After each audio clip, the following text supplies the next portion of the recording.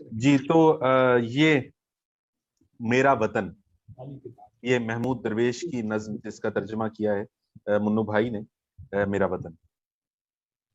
مجھے کھجور کے پتوں سے باندھ دو، پھانسی پر لٹکا دو، مگر میں کھجور سے بے وفائی نہیں کروں گا۔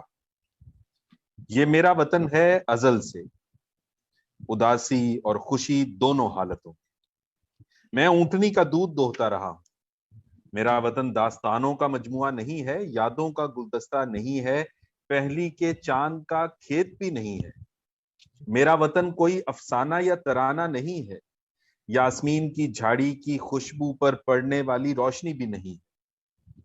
میرا وطن جلا وطنی کا غصہ، دکھوں کی مجبوری ہے، ایک بچہ ہے جو رونق اور پیار چاہتا ہے، ہوا کا جھونکا ہے جو جیل کی کوٹھڑی میں قید کر دیا گیا ہے، بڑھاپا ہے جو بچوں اور کھیتوں کی موت پر ماتم کنا ہے۔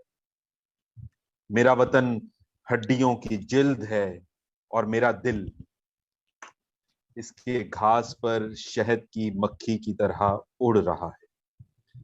مجھے کھجور کے پتوں سے باندھ دو، پھانسی پر لٹکا دو، مگر میں کھجور سے بے وفائی نہیں کروں۔